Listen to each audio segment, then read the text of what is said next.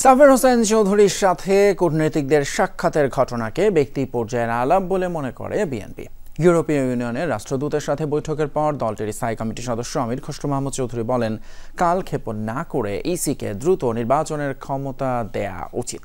ত্রয়োদশ সংসদ নির্বাচনে ইউরোপীয় ইউনিয়নের পর্যবেক্ষক পাঠানোর সিদ্ধান্তকেও স্বাগত জানিয়েছে বিএনপি। নতুন ব্লেন্ডে আরো রিচ অ্যারোমায় সেলন ফ্যামিলি ব্লেন্ড টে। বুধবার সকালে গুলশানে বিএনপি চেয়ারপারসনের কার্যালয়ে আসেন ঢাকায় নিযুক্ত ইউরোপীয় ইউনিয়নের রাষ্ট্রদূত মাইকেল মিলার। বৈঠক করেন বিএনপি মহাসচিব সহ দলটির প্রতিনিধি দলের সঙ্গে। বৈঠকের বিষয়ে গণমাধ্যমের সাথে কথা বলেন স্থায়ী কমিটির সদস্য আমির খসরু মাহমুদ চৌধুরী। জানান, দেশে গণতন্ত্রের প্রাতিষ্ঠানিকরণে ইইউর আহ্বানে সম্মত তার দল।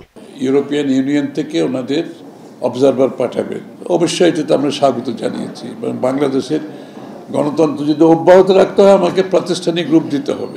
আওয়ামী লীগ নেতা সাবের হোসেন চৌধুরীর সাথে কূটনীতিকদের সাক্ষাতের বিষয়ে বিএনপির অবস্থান জানতে চাইলে এড়িয়ে যান আমির খসরু। ওটার উপর আমাদের কোনো কমেন্ট নাই। মানে কে কার সাথে কোথায় বৈঠক করতেছে এগুলো নিয়ে একটা রাজনৈতিক দলের প্রতিক্রিয়া হয় নাকি?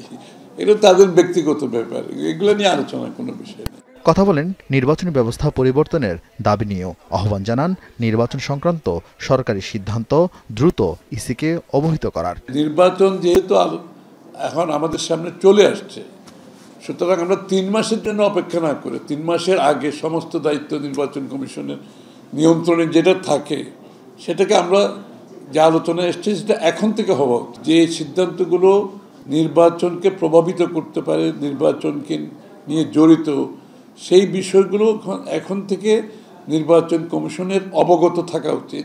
বিকেলে চেয়ারপারসনের কার্যালয়ে মহাসচিব মির্জা ফখরুলের সাথে সাক্ষাৎ করেন আইএমএফের একটি প্রতিনিধি দল।